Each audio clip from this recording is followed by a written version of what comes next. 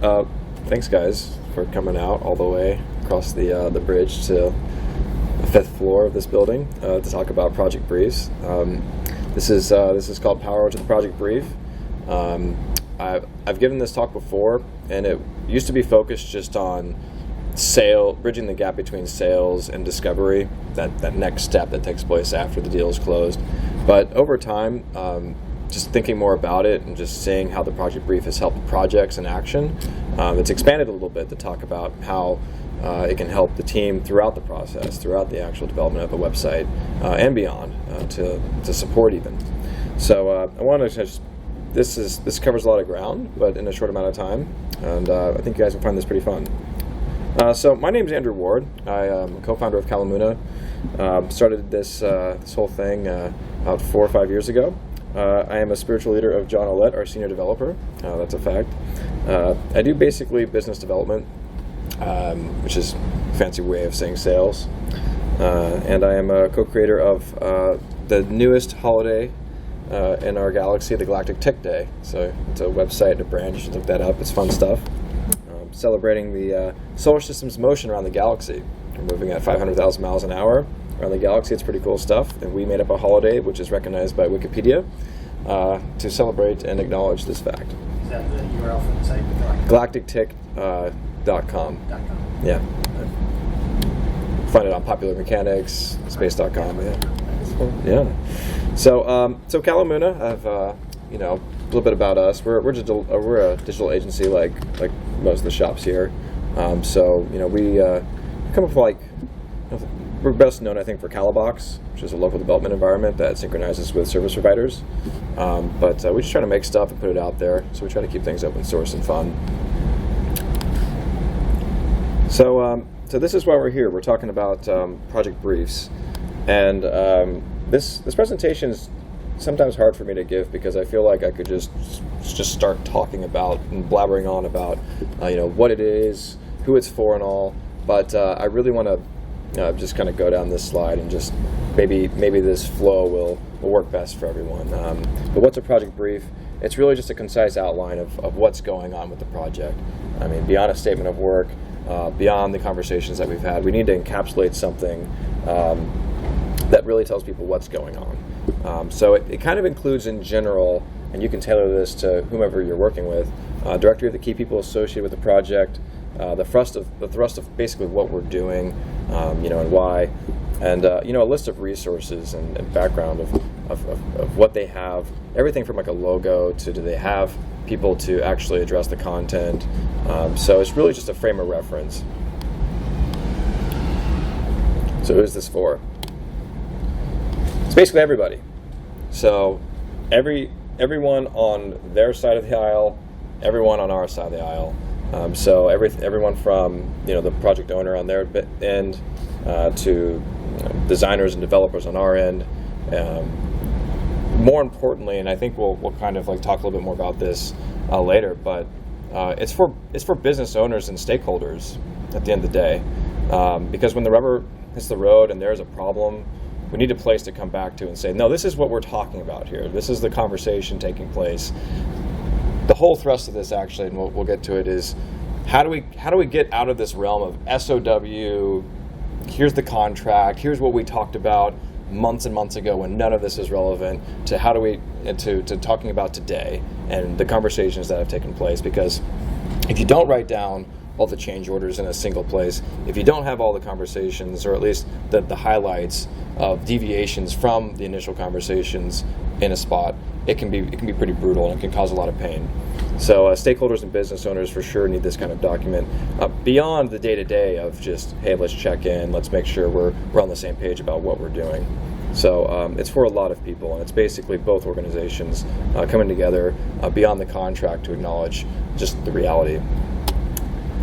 When is this thing made? Now, this is one of the earliest slides that I've had before we talked, before some people came in. This is beyond just sales to discovery and bridging that gap and just handing this over. This is going to be throughout the whole project that we reference the project brief.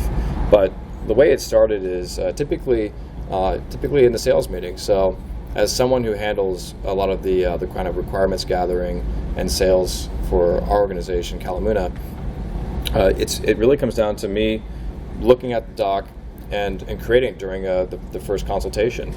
So we'll go through and just talk about who they are, what they're about, their background. Hey, who's going to be the person we're talking to? When who's going to make this thing happen? Who's going to make this project happen on your end? Is there someone that you have in mind to be consistently with us as we try to manage our schedule against a whole host of other projects that we're doing?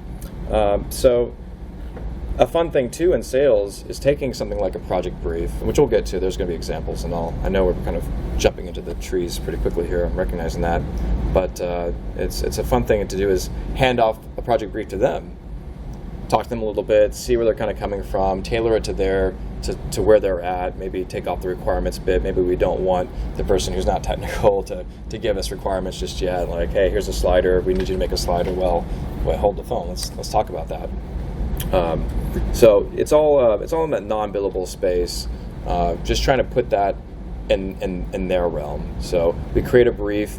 One tactic too is to give them the brief, have them fill it out, have them show their stakeholders. You could brand your own brief, and so next thing you know, beyond a proposal, you're already having this conversation around what it is they're trying to do. So we'll get into what's in the brief here in a bit, but it starts with sales. And after sales, obviously, let's say you close the deal, you do all the contract type stuff.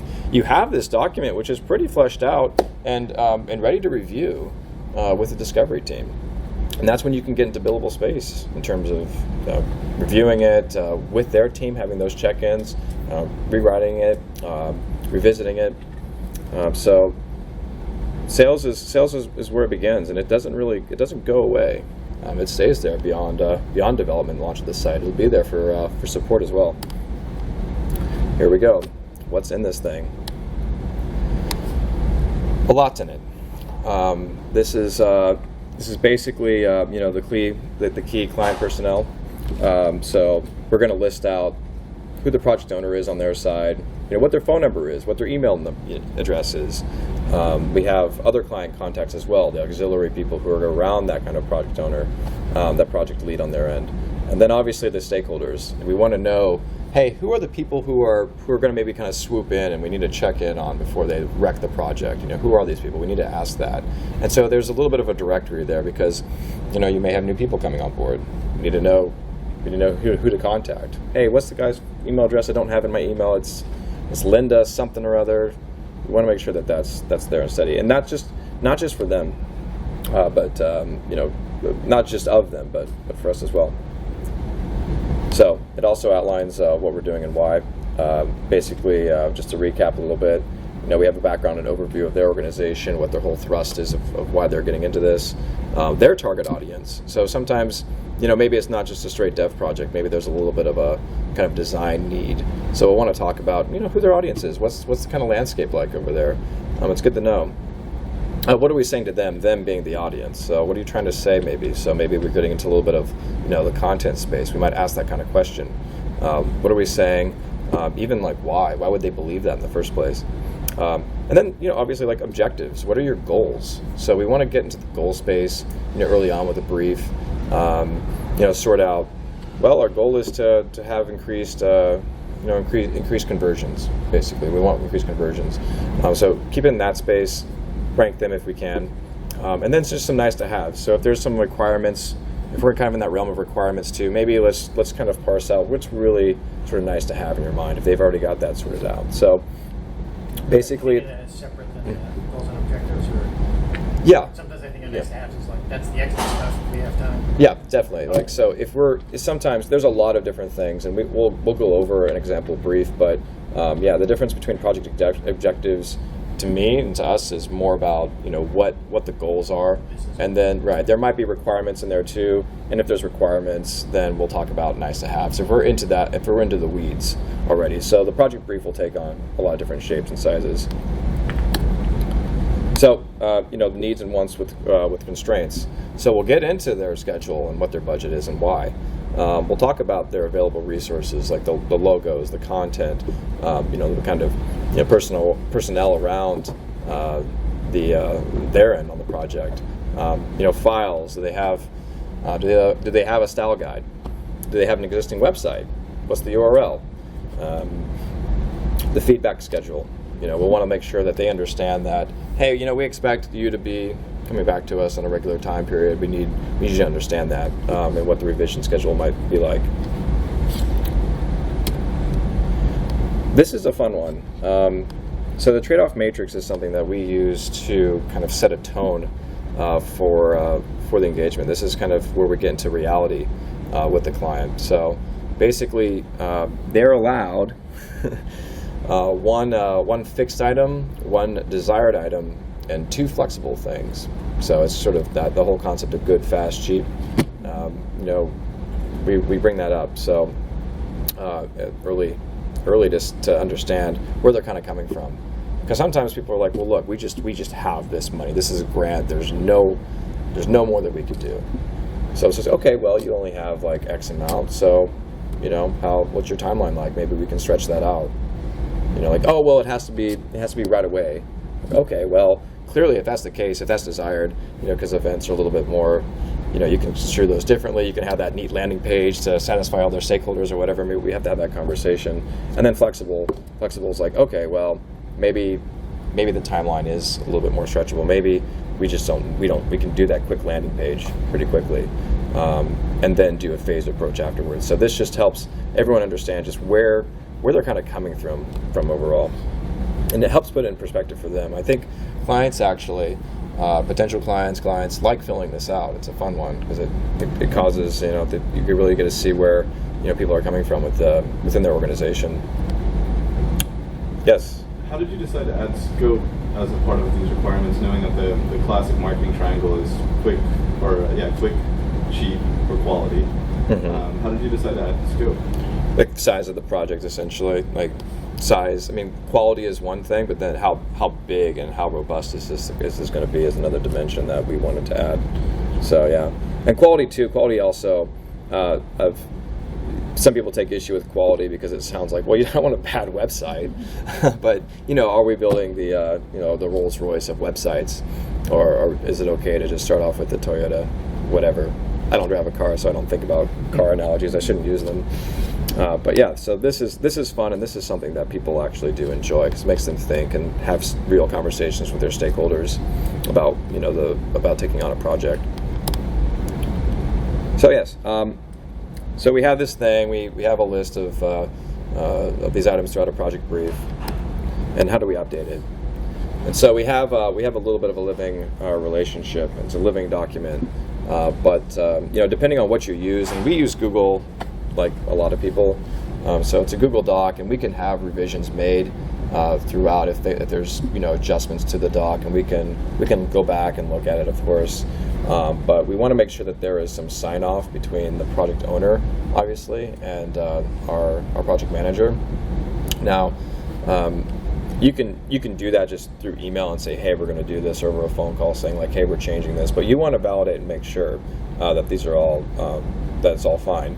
But then sometimes you get into that change request area, or you get into this space of a conversation just via email or a phone call, and it's really, really important to write that stuff down and then link to it from the project brief.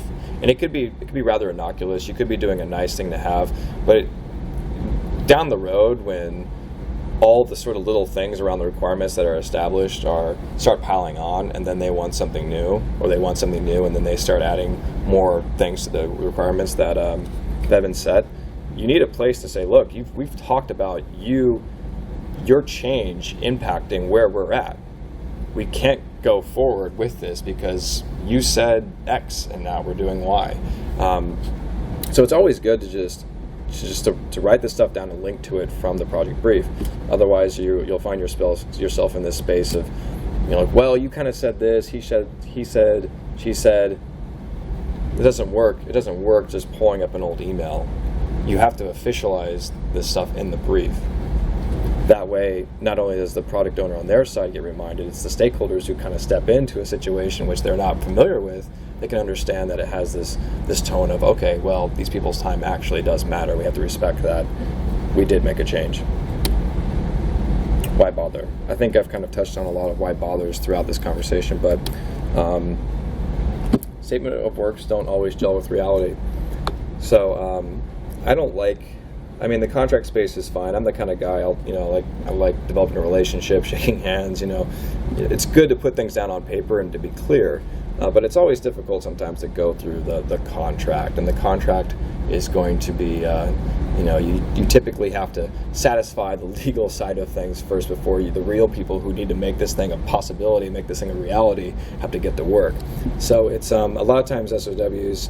While they might have a lot of requirements in there in terms of there will be a slide or whatever, we need to acknowledge in the real world that things change. You can't always be prescriptive without doing something like a discovery. There's not really much of a mechanism to change statement of works. Like once they're there, they're there. I mean, that they are what they are. You ever have a conversation with a stakeholder or a project owner on the client side where you're talking about the contract? It's not a really good place to be. It's usually very painful, and it means that there's usually this adversarial tone that kind of accompanies looking at a statement of work. So we kind of want to stay out of the statement of work space. I mean, for everyone's benefit, for the project's benefit, and talk about how do we make this reality. And that's usually, it's nice having a contractual, or at least the expectations written down within a project brief. There's lightness to it. It's not as heavy as an SOW. And then just legalese. We shouldn't have to look through that. We should be talking about a colorful brief, which we'll get to once we get through these slides. Again, project brief is typically based in reality, like our friend Luke Cage here. It's accessible, it's easy, it's flexible to our current needs and changing attitudes. When we kick off after we do sales, it gives the discovery team a frame of reference, but not just the discovery team. I should have updated this. The development squad as well, and and support. So we're gonna have to look through this. New people come on board all the time. It's not like we're gonna have a couple developers throughout discovery or even the sales process know what's happening. It's good that they know. And then it ensures the requests are well documented, like I talked about. So here's an example. We have a new team member. He has no idea what's going on. Let's say that he needs to be onboarded quickly. Obviously, he should avoid the SOW. But this is a situation where, and I think this has probably been the biggest pain point of projects for us, is we do a good job at Calman of retaining people, keeping people around. Clients don't always do that. Clients, people move on, and then the person who was your product owner is gone now, and now it's like Jimmy. Let's call this guy Jimmy. And Jimmy has no idea what's going on, and you don't want him Jimmy has not been onboarded properly to this person, because the other woman, Jessica, she was great. Everything was gelling. We were on the same page. Things were beautiful. We were rolling. We were talking about the brief. And now she's gone. And she put in her 2 weeks notice because she's getting married and she's going to Taipei. Everything's great in her life. But Jimmy just doesn't know. And we don't want Jimmy looking at the SOW. You really don't, because he doesn't. That's just like, well, there was supposed to be that slider, and where's the slider? And then he brings in the stakeholder, and then it's just this big meeting because he doesn't know what's going on. You have to have the brief so that Jimmy understands what reality is and how far we've come. And so it's going to be beneficial for him. It's going to be beneficial for you. Otherwise, you find yourself in this place of having to spend even more time onboarding someone, spending more time, covering the whole why the SOW doesn't matter anymore. It doesn't necessarily not matter, but it's not exactly on point with where we're at now. So yeah, do it for Jimmy and yourself.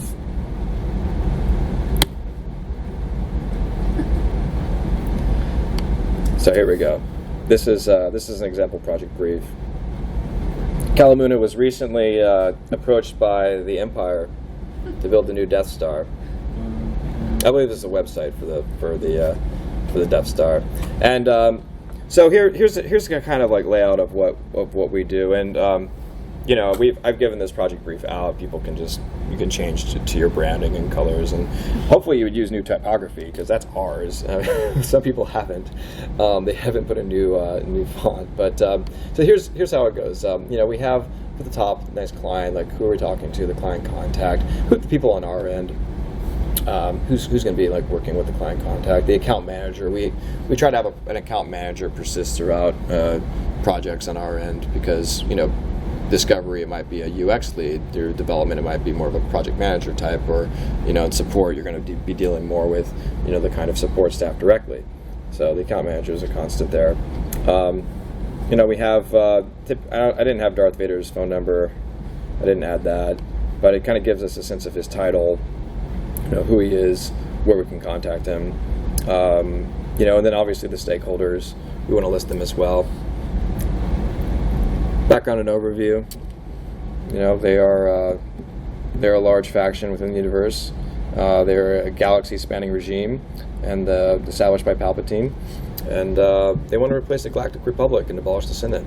So they need a new marketing website. And of course, they would come to us for that. I think our brand somehow attracted the Empire. I'm not sure all the multicolors, how they did that, but we're talking about we have to figure out the vision statement. Given that it's a marketing side, we want to understand like what they're trying to say to people, and that's. Would that be figured out in like discovery? Yeah, a lot of times you can't answer a lot of these things. A lot of times you'll be finding yourself putting like to be discussed in there, because we just don't know. But you can always add whatever you can glean early on. It's nice to encapsulate if you can kind of categorize it. It's nice to put it in here. But so these things evolve, these things change, especially depending on the kind of tone of engagement or the style of a project. So the third Death Star is definitely fully operational and indestructible.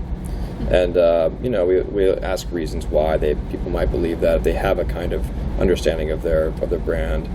Just yet, if they don't, that could be an opportunity for us to provide that kind of service for them.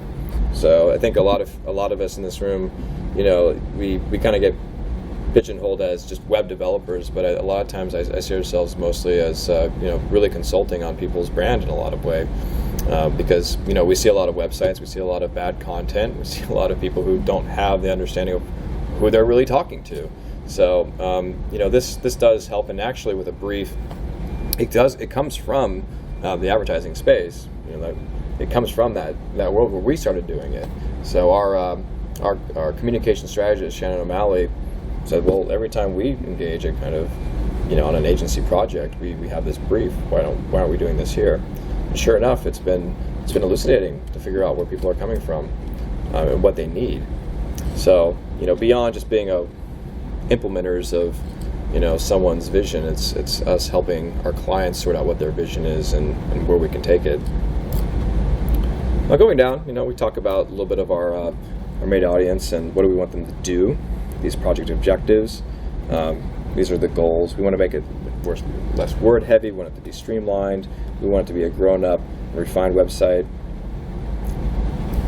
We have some typical competitor websites, so this helps us understand a little bit of, hey, where they want to go with this. We've had clients come to us with a very minimal budget, and they point to these $1 million websites. You're like, well, look, let's talk a little bit about reality.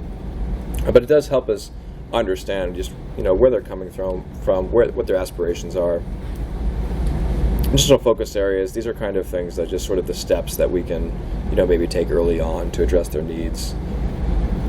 These are kind of the nice to haves, and this is just an example of ways you can list things out for people.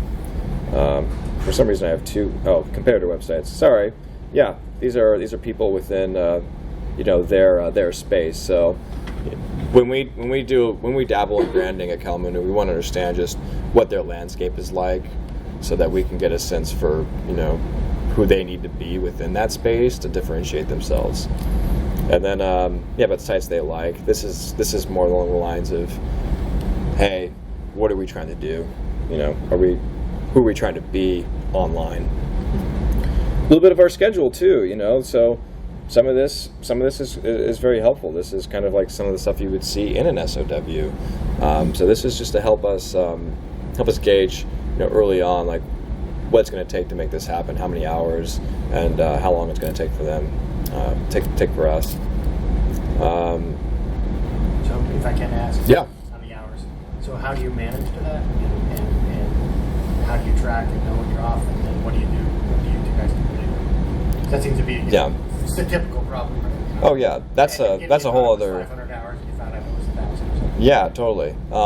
So That's a good question. Maybe we can come back to that. Yeah, because I think that dabbles a bit into like the whole how the process works. But in terms of how you would update the brief, I think is what you're asking, right? That's actually something I'm not too sure. If you do, you could. I mean, especially like in something like Google Docs, you could edit it here and then adjust the hours after a conversation. Yeah. Personally, working for a company called Kalamuna, I do this same thing, and then I copy and paste that estimate, and then I will put an amendment under it and say Justin Rhodes amended, and then put the new estimates of hours that the client agrees on to keep the project brief up to date. I guess I'm interested maybe in a different point in the conversation, knowing about how you get to that agreement on your end, like when you realize there's an issue. And then with the here's the aforementioned trade-off matrix. Just right now they need to get this up and running. They're okay on quality, and they're flexible on scope, which is, I mean, for the third time, maybe they shouldn't be. Here's the resources that we have at our disposal. So typically in a real project brief with a real client, hate to break it to you, but they didn't reach out to us in real life. We would link to certain things, like link to files and folders, repository of like images or whatnot. Those are always helpful. Here's where we set expectations for the delivery and feedback schedule. And we have here at the bottom. Here's an example of a way you can list the new requests and changes. So sure enough, they maybe came to us with a schematic of sorts and their goals, and then we're jamming. We're doing discovery. We're starting implementation. But there's this. Someone brings up, well, hey, we kind of missed this in discovery, but we kind of need to make sure that the air vents are so open that a torpedo could go in there and destroy our whole base again. We remember that from years ago. So it's just good to come back to a document like this and say, look, we had this conversation. You can see that this is different. That way, our friend back here, our Jimmy friend here, understands that, okay, even though that's not part of the SOW, this is the conversation that's being encapsulated in this document. There were changes and there were requests, and it does impact things. So just getting that stuff on paper in a very neat and tidy place that people can refer to throughout the project is really important. So as I said before, the project brief is pretty nifty and short. So is this presentation. But this is now we're into the questions, and hopefully I can answer them as well as you deserve. So that's basically it. Thanks for coming all the way out here again. I can obviously this is going to be online, and we'll have links to the project brief that you guys can take and do what you will with it. But that's it. Sure. Does the project brief ever inspire like extra services? Yeah. So when you go through, I know sometimes when we do discovery, we'll be like, well, what you really need is blank, and then they'll either say, actually, we agree and we'd love to go forward with that. Does it help kind of? Sure. Even early on, really early on. So like discovery, I feel like is we kind of know we understand that there might be like maybe they're talking about a website, right? But in the brief, some of the questions you ask and you can pull out like, oh wow, they don't have content, so we already kind of know that we need to do that, right? But throughout discovery, you're going to be updating this as well. Like that's where a lot of the brief really gets fleshed out. So certainly. I mean, and also it's also part of that whole the requirements gathering set of things too, and asking those questions where it's like, well, we're still figuring out our brand. We don't have a style guide. Well, we built style guides. So asking the right questions, and then you can pull from that where to go. So I think so. I've seen that happen, but usually in a more like straightforward way. How do you manage discovery versus the actual project and estimations and costs and stuff like that? Do you go in with your clients into discovery with them expecting to come out of discovery with the same number you went in with, or? So what I do is, we always talk about working in just like increments and steps. So it's like the 10-day forecast from weather.com, right? Like it kind of knows tomorrow that an audit's going to take 5 to 10 hours or whatever it might be, and that's low risk. You might go over. Okay, not the worst thing in the world. We can typically give estimates. So he's typically on T&M or? Yeah, like you want to. I think you want to put yourself in unless you're really trying to go for the hard value sell, or whatever, saying like, hey, we're awesome, and we just know that answers the question right there. we just know, and you. We get a mix, so we're 50-50 fixed and T&M. So. Yeah, I mean, obviously the fixed is much tougher to manage that way, just because you can't. Yeah, Just go, okay, that's great. We'll just bill you a little extra on the next one. it's an interesting conversation too, because in like the design world, there's the value sell where, hey, we're doing a whole brand for you, and that's more than just like our hours. This is what it's going to cost you. It's going to be worth it to you, regardless if we work 10 hours or 100 hours on it. But typically we want to provide estimates and then stick to it as best as we can in a time and materials engagement, and just be in communication with an account manager on where we're at with the budget on a regular basis. So but we want to stick with the estimates, because in reality, you set expectations, you want to stick to those things, and it could damage the relationship if you're off.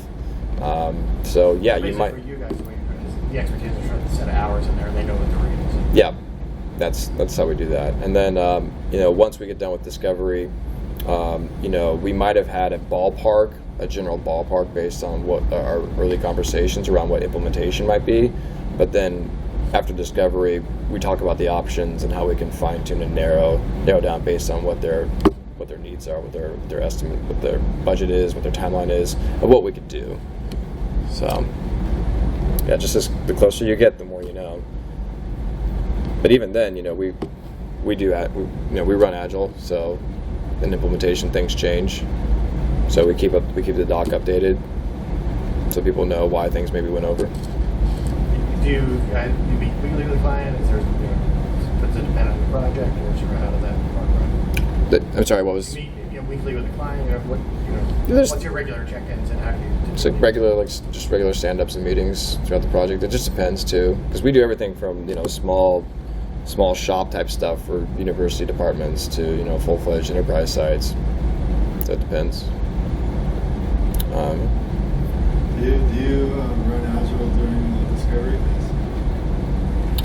So discovery from my point of view, and usually when I close something, I kind of move on to other fish in the sea, right? Is a little bit more of, I think, admittedly, a waterfall type of project, like process. But some people in discovery might disagree with that. But I think it's, from my point of view, it's just like, hey, we have the hours associated with it. We're going to produce the mood boards and then the sal tiles, but you do it in increments, right? You're not behind the curtain, right? So you do work iteratively and try to stick with the hours, but sometimes it goes over. You want to document that. So it's a step-by-step process. Typically try to time box things. Yeah.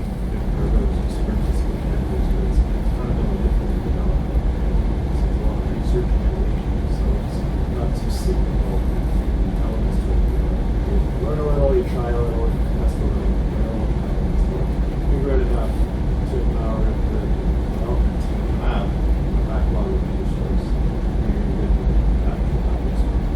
So it's more Kanban than Scrum.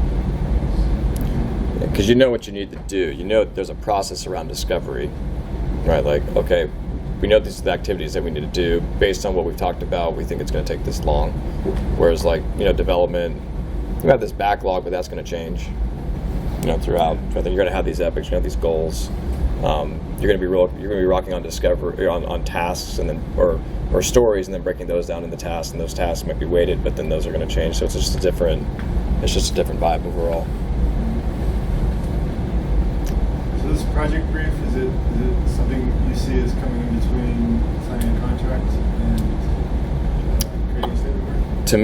To me, it's really just about like, how do you make the project brief the thing that's in vogue, and that everyone from the person you're in contact with regularly to their stakeholders and the guy or girl who owns the business, making sure that they're focused on this, and then satisfying in the SOW the whole legalese, making sure that something's signed, that the lawyers are happy, and just making sure we're all focus on that. So it's simple. It's kind of stripped down, but we just need a place to encapsulate what reality is and how it's changing. Because it's too difficult to keep people focused on the SOW. The SOW, you have to parse through that too, but an SOW is static and it doesn't really change and keep up with times.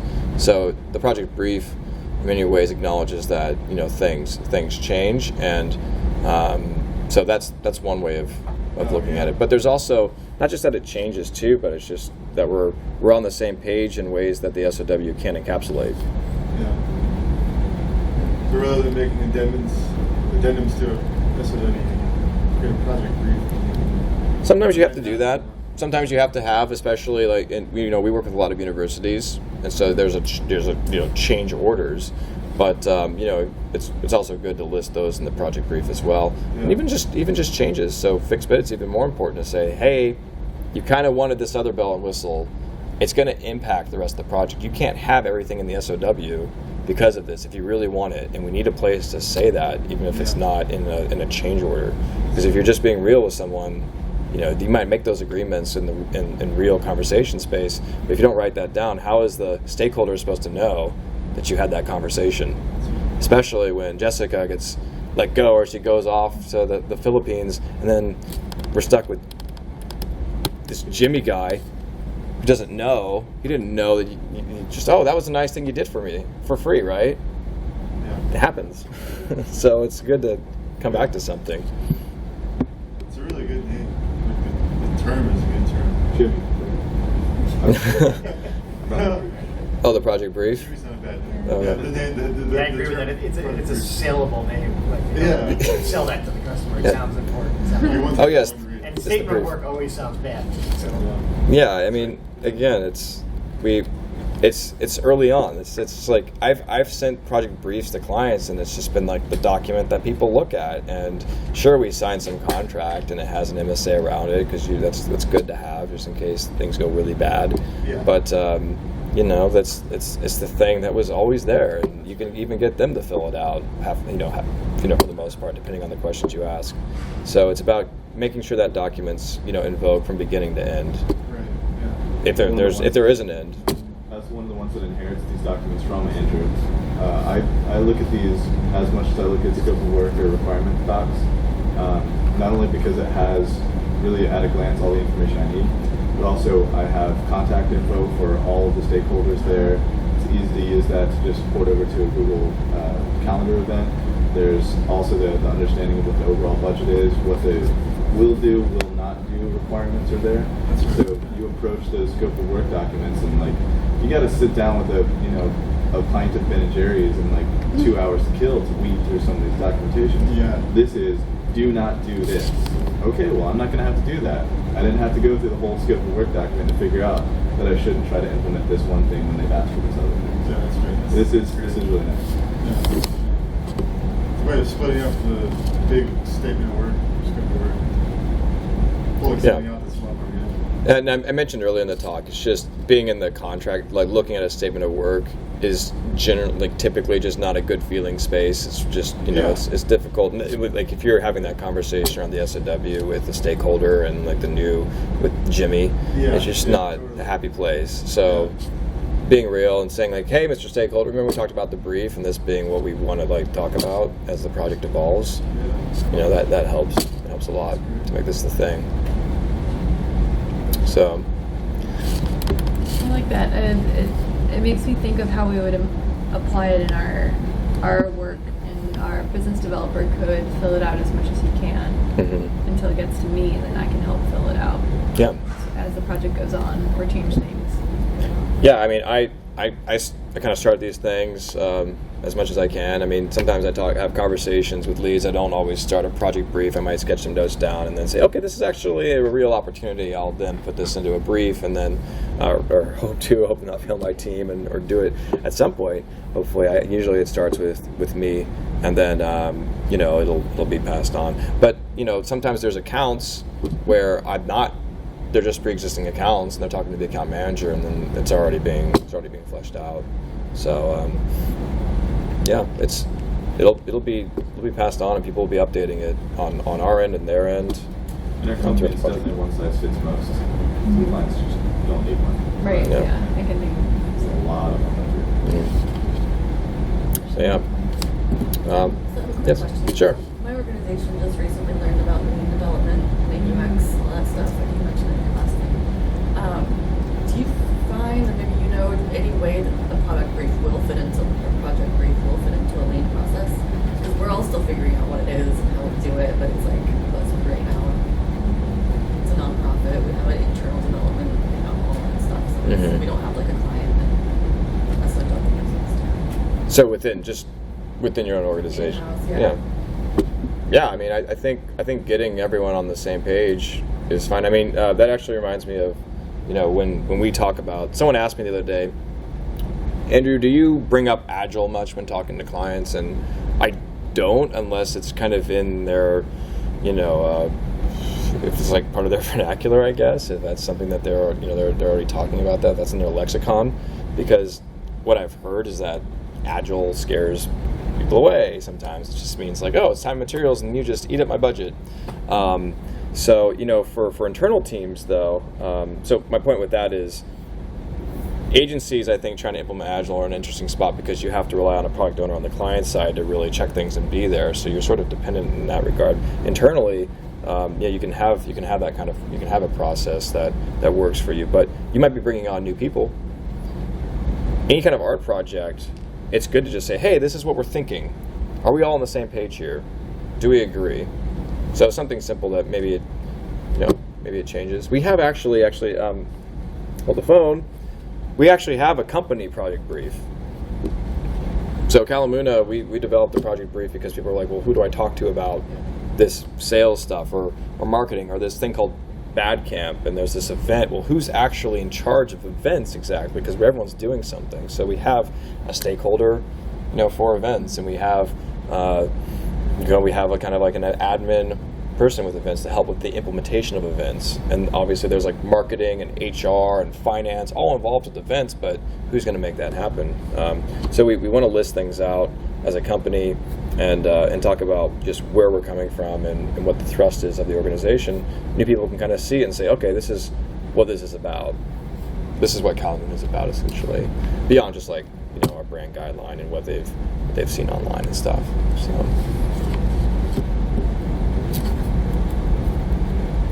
I don't think we'd hire Jimmy, but It's a scary photo. It's a good photo for what you're doing. I googled like the new guy. Yeah, I googled the new guy, and then it was just like, oh, it's Jimmy. I don't know if his name's Jimmy or not, but I just like Jimmy, and briefs.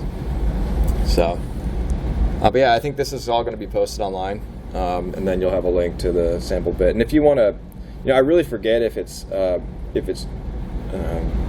editable or if you can make a copy on your end. And I've shared this one, a lot with people. So if you just want to, reach out to me, Andrew at calamuna.com, or andrew.ward@calamuna.com.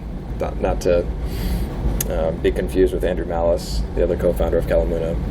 But I'll be happy to share this with you, no problem. Again, just, change the colors and the fonts at the very least, just for your own brand's sake. Okay, that's it. Thank you. All right, thanks everyone.